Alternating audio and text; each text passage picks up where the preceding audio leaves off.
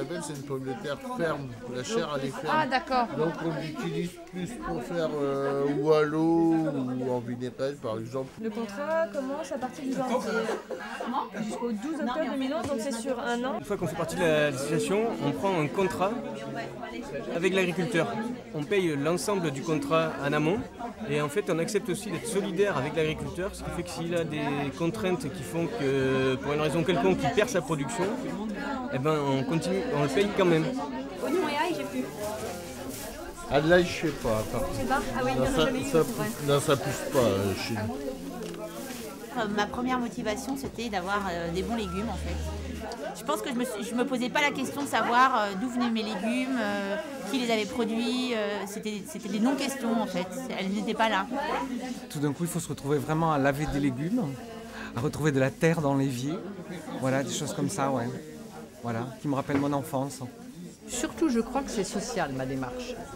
C'est pour éviter, pour que les maraîchers en direct profitent des ventes. Et c'est aussi une alternative au circuit de distribution classique.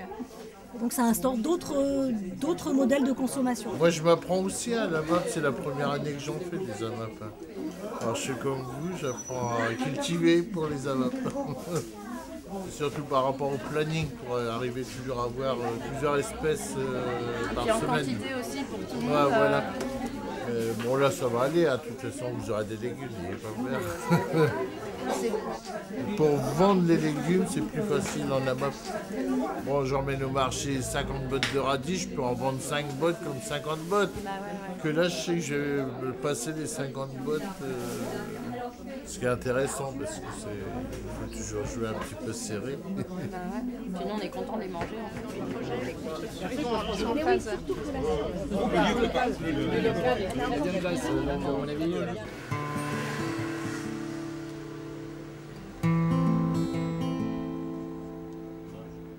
Lui, ce qu'il sait faire, c'est des marchés.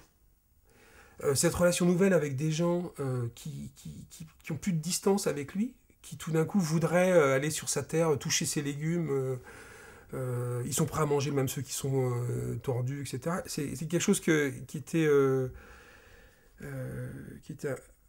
un peu impensable à concevoir. Ben voilà, on a laissé le temps. Il commence à comprendre que ça lui plaît, je crois.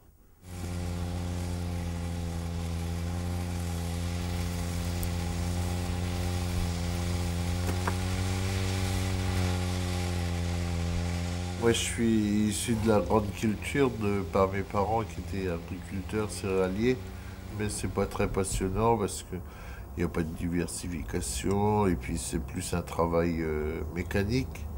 Alors que moi j'aime tout ce qui est travail manuel en réalité. Et puis bon, c'est plus passionnant de faire pousser des légumes que de faire pousser du blé. C'est rouge. Il y a 3-4 ans maintenant, je suis passé en culture bio et là maintenant je fais 80% en AMAP. Financièrement, les AMAP ils règlent avant, donc on sait où on va. Quand je suis dans la map à la distribution, il y a une personne qui va passer, qui va me dire « Oh, cette semaine me radis super !» C'est une reconnaissance du travail en réalité, hein. C'est surtout ça. Ils sont très bons en plus. J'en avais mis dans les paniers la semaine dernière. Quand c'est petit comme ça, c'est tendre. Ça fait plus propre, un petit peu les feuilles. Voilà.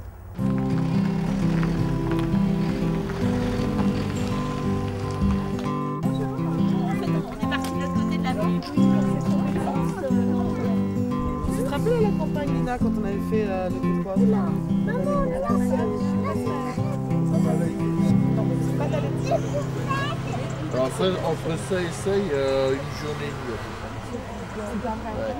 Une journée et demie pour changer. Ouais. C'est quoi le terme que vous utilisez? Comment? Broyer. Ah, broyer. Broyer. Enfin, passer un rotavateur pour broyer tous les déchets de l'herbe. Mais c'est vrai que c'est beau ces choux-là. Et là, ça a été biné en train, apparemment.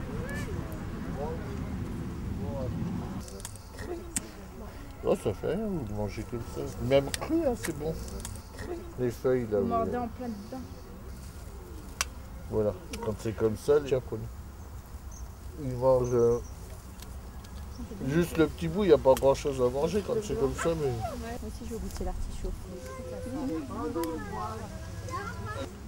Tout est fait à la main. Et le dos? Le dos, on n'y pense pas. Entre les gens de la campagne et les gens de la ville, il y a toujours une petite rivalité. Et je pensais que c'était un peu moins convivial, moins sympathique. Puis en fin de compte, je m'aperçois que ils sont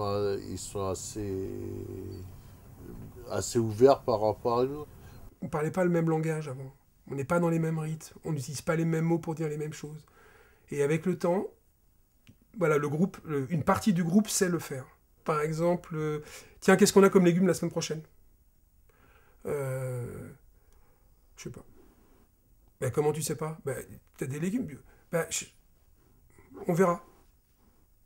Voilà, l'urbain, il veut savoir tout de suite. Poser la question comme ça, il sait pas. Il a une idée. Il sait pas poser la question encore. Quand il se posera peut-être la question quand il sera dans le champ. Il dira, tiens, finalement, il va arbitrer au dernier moment des choses. Maintenant, on regarde ce qui arrive.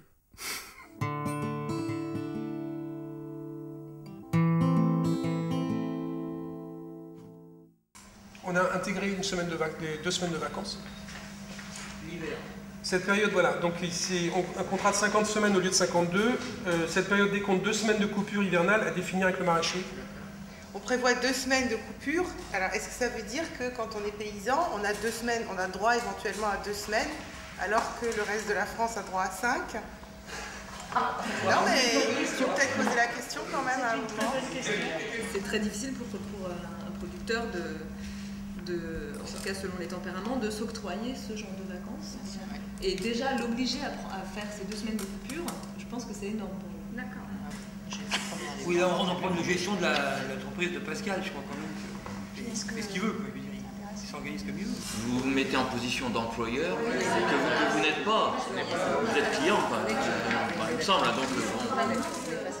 Ça me gêne toujours ces discussions sur qu'est-ce qu'accompagner ce producteur, et puis comme si lui il savait pas, enfin je pense qu'il connaît son métier, qu'il sait ses réalités, et qu'on n'a pas trop ou bien nous à nous questionner là, depuis 2 ans sur qu'est-ce qu'on veut dire sur accompagner. Ça part d'un sentiment de dire oui c'est que j'ai payé tout ça, mais est-ce que c'est vraiment à nous de nous poser ces questions-là?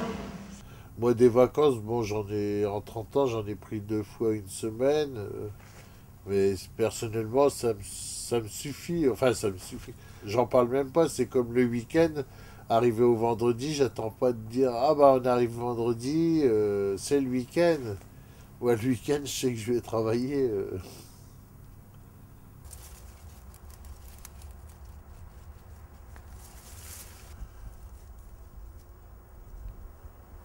Voilà, c'est une boîte de radis. Maintenant, on se pose vraiment des questions parce qu'on apprend un petit peu des oublis ou des erreurs qu'on a pu faire. Et donc, pour vraiment essayer d'instaurer une relation de confiance et aussi une relation d'équilibre pour ne pas rentrer dans une démarche d'assistanat et pour respecter aussi je pense l'engagement, la fierté du producteur, qui doit aussi s'adapter à une population qui n'a pas forcément toutes les connaissances par rapport à toutes ces problématiques agricoles. Ce qui est vraiment important, c'est de créer une relation de confiance et pour construire vraiment une relation qui soit durable, quoi. Moi, je croyais que tout était testé. Ah oui, t'as pas testé avant de les apporter? Non, mais j'attends déjà de voir s'il y a 60 personnes qui le testent, s'il y en a 30 qui meurent. Après, bon, je me dis, c'est mal barré avec ton une chance sur 2 de ne pas mourir, ça va. Est-ce que tu veux bien m'en céder une de cette salade? Il n'y a même pas besoin de laver tellement elle est bien. Elle est craquante. C'est une variété de potiron. Tout le monde a une façon de le faire, mais l'idéal, c'est le meilleur. Bon, il faut avoir un gros four ou en prendre une plus petite, c'est de décaloter là. On enlève les pépins au milieu. Et puis à l'intérieur, on met de la crème fraîche, des champignons, de l'oseille, 2-3 couches comme ça. On remet le chapeau dessus. On met le potiron directement au four comme ça, pendant 1 heure à peu près. Et après, vous mettez le potiron sur un plat, sur la table. Et avec la louche, les gens, ils prennent, ça fait une purée, disons. C'est sympa parce que c'est original comme plat. Mais là, c'est plus culinaire. On met des poissons.